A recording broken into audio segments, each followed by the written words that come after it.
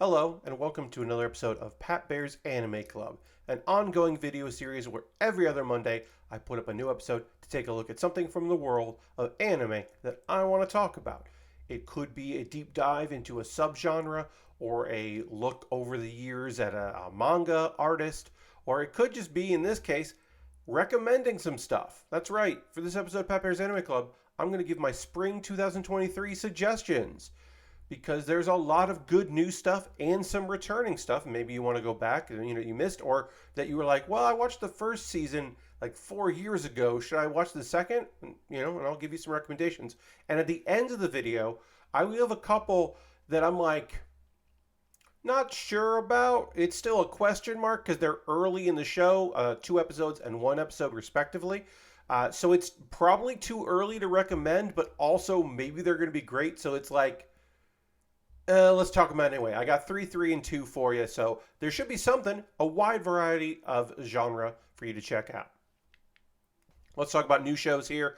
Up first, we've got Too Cute Crisis, which is available on High Dive, and it's a classic tale of what happens when an alien race shows up on Earth to decide if Earth is worth saving or not, because that's their jobs, and our main character discovers cats and later dogs and other creatures, lovely animals, and just like has never really encountered cute animals like this before. And most recently, we meet some other aliens in episode 3 that are also awestruck by the idea of animals.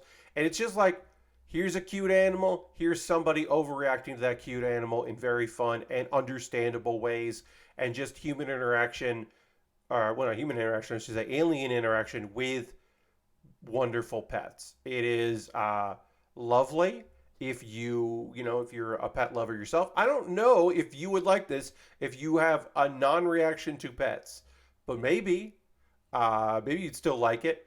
It's very cute, very fun, very light and enjoyable, and it comes with my recommendation. Obviously, because I'm talking about it right now. Also, if you're looking for something in the love variety, we got a couple options for you in this video. But what about My Love Story with Yamada-kun at level 999? So, My Love Story with Yamada-kun at level 999 is a romantic comedy series, as you can probably guess, about a couple gamers. She wasn't super into gaming before, but her previous boyfriend got her involved in a game. And now that they've broken up and she's really beat up about it, well, she's finding some solace with somebody else from the guild. A very kind of, not cold, but just kind of like non-responsive person who's maybe not that empathetic, but is attractive and deep down pretty great. Despite him being pretty blunt, he is a caring person, and their relationship is blossoming week to week. And it's full of fun little like misunderstandings and wrong assumptions, and is in general pretty damn solid. I've really been enjoying this one. Have not read the source material, so I don't know exactly where it goes, but I can make it a guess because the title is My Love Story. So you can make some assumptions. Here's one I have read the manga, not the light novel though, but I have read the manga, and I'm going to have to look at this because it's a very long title. I got a cheat skill in another world and became unrivaled in the real world too.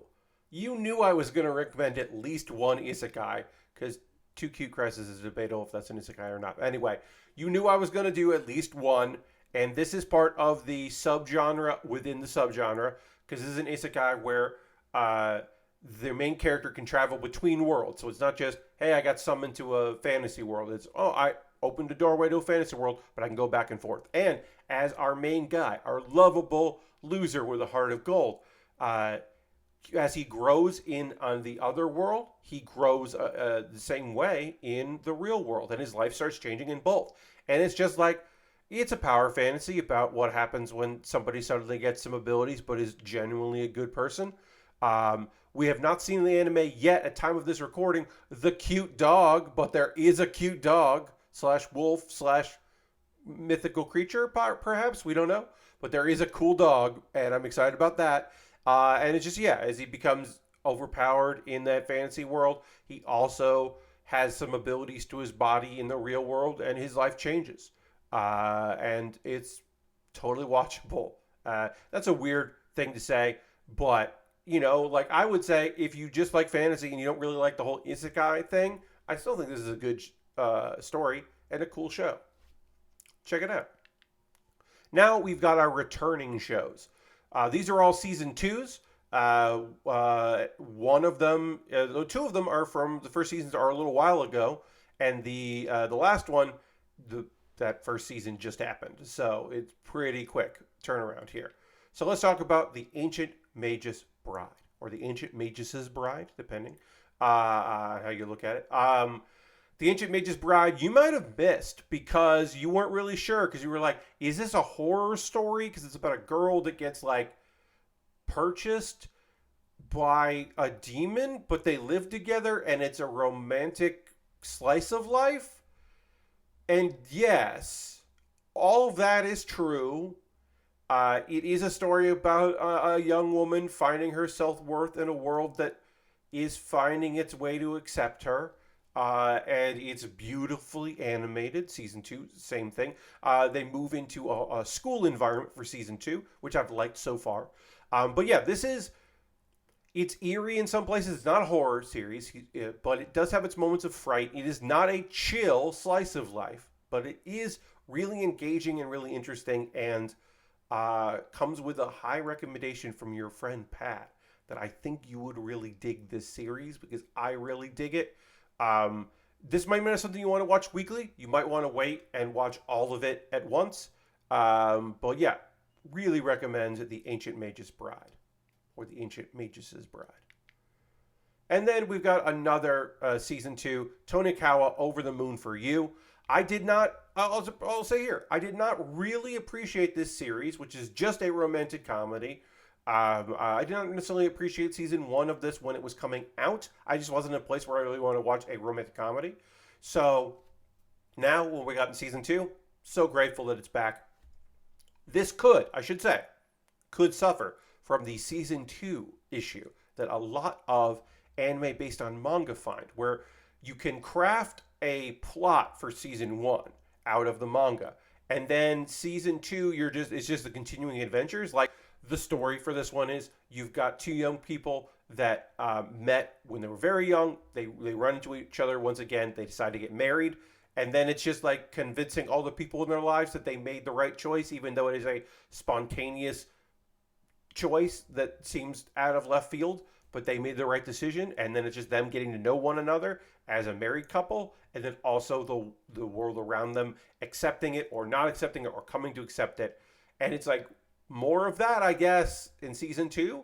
Something dramatic could happen, but it does seem like maybe this will be one where I'm like, halfway through, I'm like, yep, I've seen enough, and maybe I'll feel foolish for recommending it.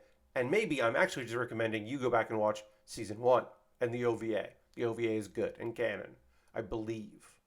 Don't quote me on that one.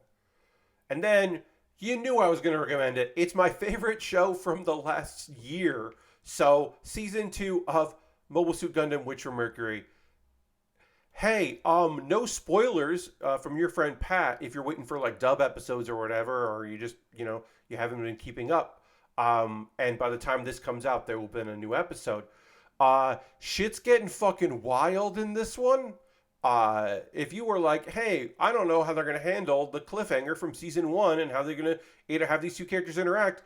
I mean, just more shit just keeps happening. Like, more shit keeps happening. It is wild. Is it the Tempest? I don't know yet. Is it Utena? Not really, no. Is it a Gundam-esque Gundam series? Yes. If you thought season 1 or most of season 1 was just like, I don't like this because it's just a school, slice of life with Gundams in it. This is the main-ass Gundam. Obviously, it's not Universal Century, but this is a Gundam-ass Gundam series. And things are not going to go great in season 2. That's my big prediction. It ain't going to be great. It's going to be excellent, but it isn't going to feel good. That's what I mean. Now, my maybes. My I can't 100%. Like, there are caveats. Like, maybe. I don't know yet. Yeah. the question marks. I forgot to slide that when I started saying this. But anyway, yeah, these are the ones that I'm like, these could be great or could really take a turn, and I don't know yet. But Oshi no Ko only's had 2 episodes so far at the time of this recording. 1 episode was 90 minutes though, but it was also like the prologue, so really the series has only had 1 episode, and I'm not sure what this series really is yet. I can tell you what it's not. It is not a slice of life about a young idol secretly raising her children and trying to keep her idol career. It could have been that. It's not about a small town doctor who suddenly gets involved in the world of idols, although it could have been that. And I'm not sure if it's a intricate murder mystery where a young man with knowledge he shouldn't have tries to figure out who committed his own previous murder, or he led to his own previous murder and also the murder of his mother. I don't know because it also could just be a anime about a high school like performing arts program, because I don't know what this is. I really don't. It's beautifully shot. This is also available on High Dive. I want to point that out. Everything else I've said, 2 Cute Crisis and this are on High Dive. Everything else is on Crunchyroll. Should have said that for each one. I apologize that I didn't. But yeah, I mean, I haven't read the manga, so I don't know. I don't want to know. Please do not tell me what this show is in the comments. But I would say get the 7-day free trial to High Dive if you've never done the trial, and watch the 90-minute episode and the episode 1, which is really like the setup, and see if this is something you'd be into. Because again, I'm very curious to find out if this is something I want to watch. I enjoyed the 90-minute episode and episode 2, which is the regular runtime of a TV anime, but I'm not sure what I'm watching yet. So I can't like blindly recommend it, but like there are caveats where I can at least mention it. And then the final, and this is different from Oshi no Ko, and the reason why I'm not sure if I can recommend this or not, which is Sacrificial Princess and the King of Beasts. At the time of me recording this video, there's only 1 episode of this show out. There will be a second one by the time I can chat about it. But right now, we've only got 1 episode. This is a fantasy romance. I think it's going to be a romance. It kind of tries to answer the question, maybe a little bit similar to Ancient Mage's Bride, about like, hey, what does it mean to be able to live when you didn't think you would? Our main girl was raised with the understanding that someday she would be sacrificed to the King of Beasts so that their other daughter, her sister, could live on. And then the King of Beasts is like, you're going to be my wife instead, after some knowledge and transfers and conversation and all that. This person who has no fear because she is not expecting anything. Oh, my lighting has changed a bit during this video, and my apologies for that. I'm shooting during the day, and the window is being annoying, so my apologies for that. If it's been a problem for you. I just noticed it in the corner of my eye looking at my recording. So yeah, what happens when someone who did not think she would ever do anything in her life suddenly has the opportunity? And she's a human interacting with beasts and monsters who are not used to humans. How does she interact with this king? How does he interact with her? How does everybody else deal with it? Is there fallout from the fact that she has been allowed to live and may run into like humanity again? I don't know. I'm interested. I think it's really, really cool idea, a very strong premise, and I want to see more of it. So that's why I'm talking about the Sacrificial Princess and the King of Beasts. But also, I've only watched 1 episode, and maybe I shouldn't have even mentioned it. Maybe I should have done in my like wrap up when I do my like everything I liked in the spring season and things I'm excited about in the summer. Maybe I should have been like, hey, this is a thing that people slept on. But like, I don't know, check it out. It seems good. And that has been my spring 2023 suggestions. Again, I will just reiterate, the new shows that I think are great are 2 Cute Crisis, my love story with Yamada-kun at level 999, and I got a cheat skill in another world and became unrivaled in the real world too. Season 2s of shows that I recommend are The Ancient Magus' Bride Season 2, Tonikawa Over the Moon for You Season 2, and Mobile Suit Gundam The Witch from Mercury Season 2. Crunchyroll has listed it as Season 1 Part 2, but Crunchyroll's season things are all over the place. Everyone else calls it Season 2. I will not have this argument. And then my are Oshinoko and Sacrificial Princess and the King of Beasts. And that has been another episode of Pat Baer's Anime Club. If you have a suggestion for future videos that you'd like to see on this playlist, which you can watch some previous videos, please let me know. And also, I want to give you a request that I would like to hear what you really enjoying. Are you super into, like another returning show like Kuma Baer Punch, which is season 2? Or you're like, oh no, Pat, actually the best returning show this season is more Demon Slayer.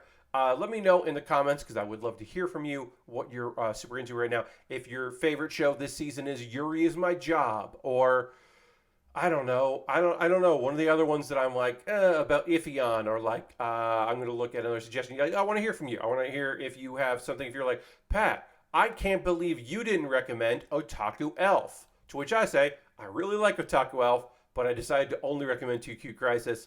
But yeah, Otaku Elf is also great. That would probably be my 4th suggestion. But I also understand a lot of people will look at that and go, no, I'm good. If you're really digging Hell's Paradise, let me know in the comments. I would love to hear from you. Thank you all so much for watching this video. I'll see you on the next one. Goodbye.